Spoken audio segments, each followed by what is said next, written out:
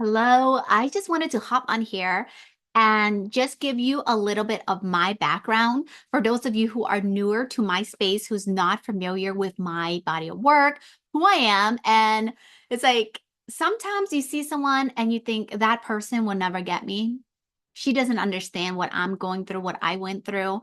And so this is why I want to share my story with you because I feel like it's so relevant and where there may be pieces of my story that doesn't necessarily resonate with you, you're going to receive out it what is intended for you. Okay.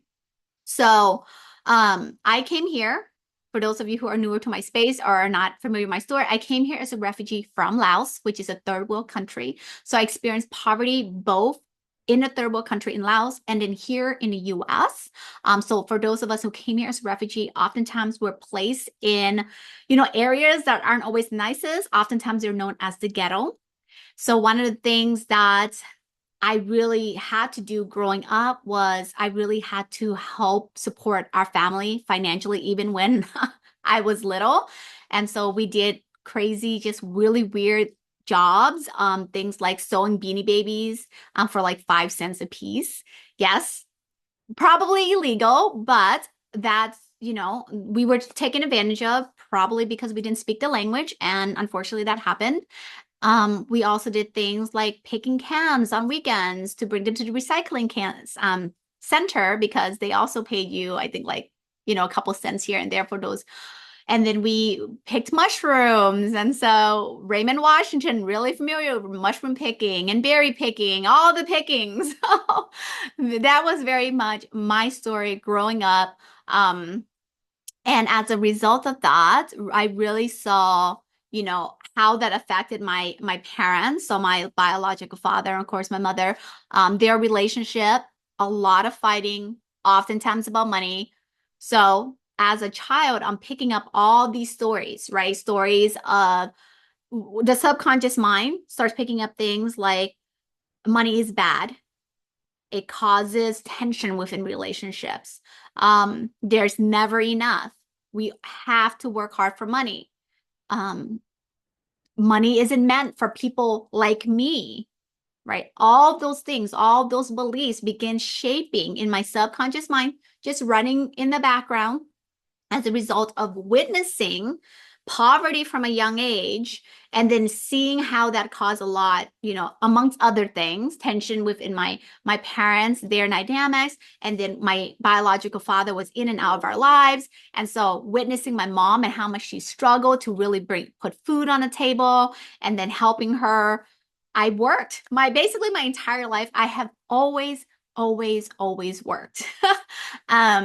So let's fast forward this a little bit into adulthood. So the stories that we don't heal, when I talk about money wounds, the stories that's not healed, it's carried into adulthood. So surprise, surprise, not surprised at all. I'm still struggling with money as an adult. Fast forward, I have a son with special needs. Still struggling with money. My husband's working, I think he was making like $14 an hour, working for a credit union I cannot name, and also working for a packaging company that I cannot name. So that was kind of our story. And then I just remember, cleaning college dorms at night in order for me to be there for our son who really needed a lot from me. Because I needed to be there with him during the day. So our schedule, our relationship, there's so much I feel like people romanticize being poor because it's in movies all the time. They're so much happier when they're poor. And that's not to say we didn't have joyful moments. That's not to say that, money is everything. But let me tell you, when you have no money, money is everything. Okay? It really is. Because in that season was also, you have to remember that my son's older. Insurance companies, I think more of them cover a lot of treatments and alternative therapies, things like that now. But back then they didn't. So here in Washington State, everyone was like, get a job at Microsoft. I was like, okay, I have absolutely no experience in this, but I'll just tell my husband to get a job there. That was basically their remedy, their solution for how do I make sure everything he needs is covered for, right? Um, and in during that period of my life, hold on, give me a moment. I remember so much thinking, must be nice to not have to worry that I can get my son the treatments he needs. Must be nice to be able to just get your child supplements, you know? And I would, it created within me just so much, like, I would say probably at the time, of course, feelings of jealousy and envy and anger and frustration, because I wanted so much to be able to provide everything that he needed, and it all cost money. One of the things that no one talks about, and it's like lights a fire in me, is money buys you access. One of my own coaches, she has cancer, and she's able to get an alternative treatment. And she was one of the first people who really taught me this. Money buys you access, but no one wants to talk about that. But it's true.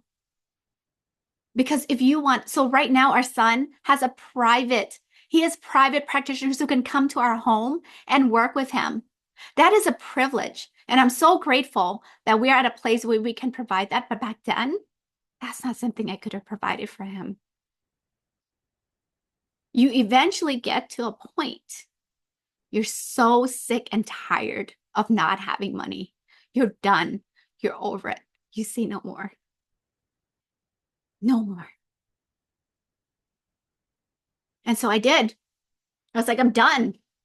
No more.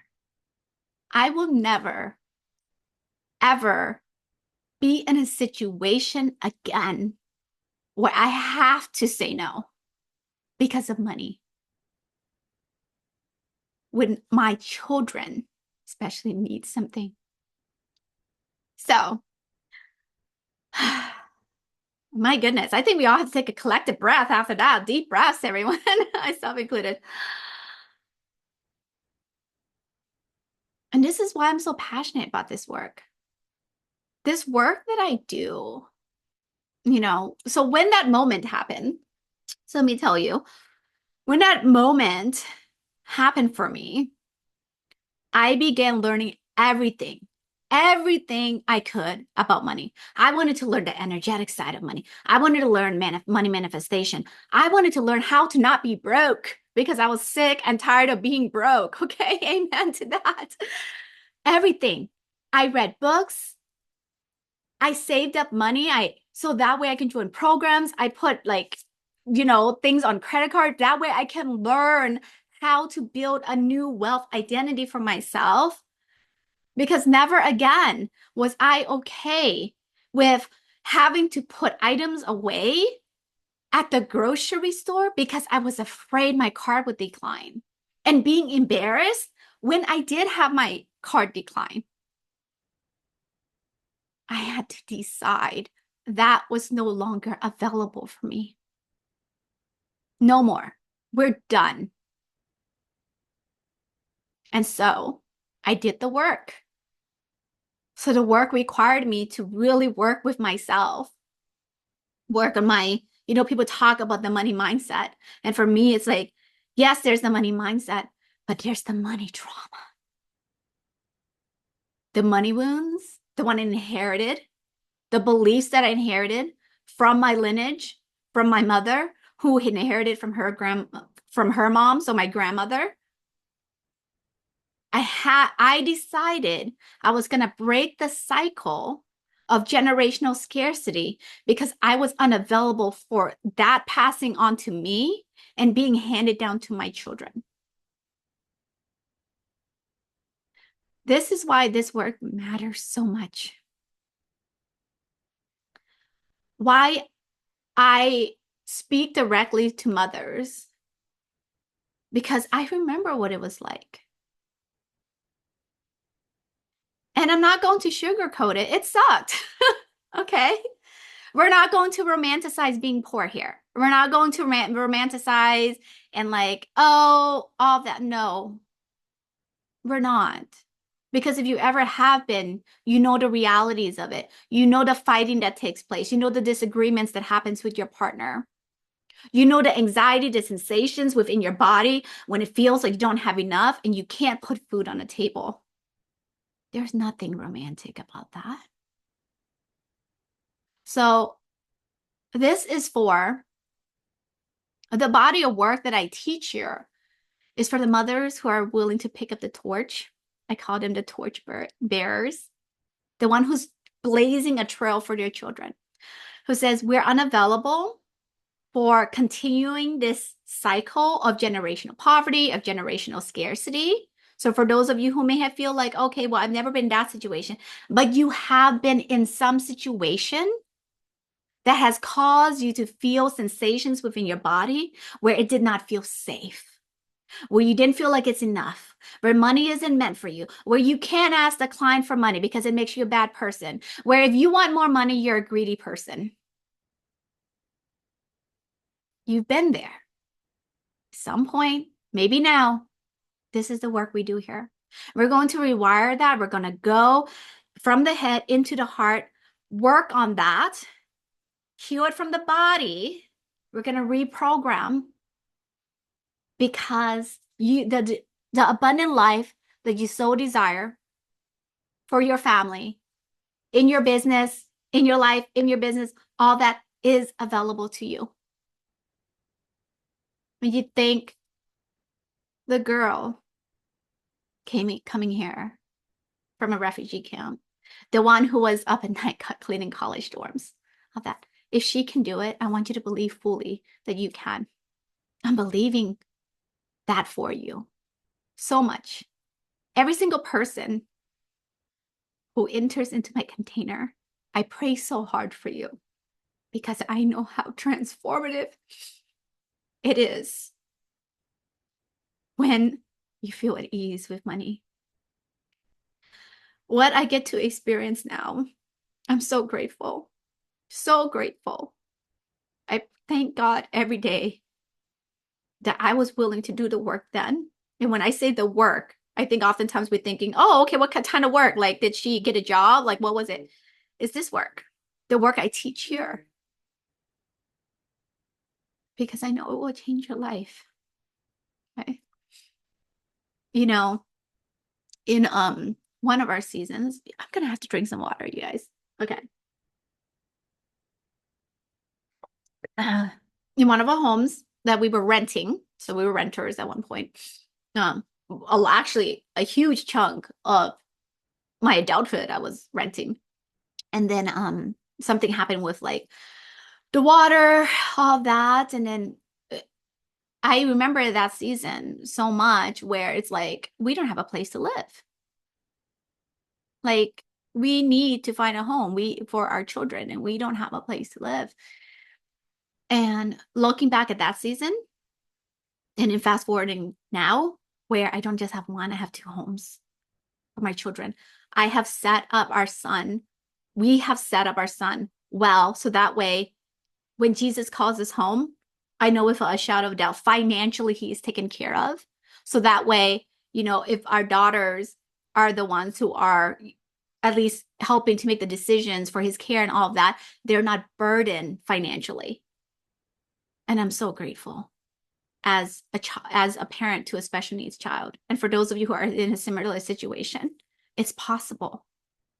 I want you to hold the vision, whatever it is that you have for your life, your business, the abundant life where you're like, I want to feel at ease with money. I want to feel financially free.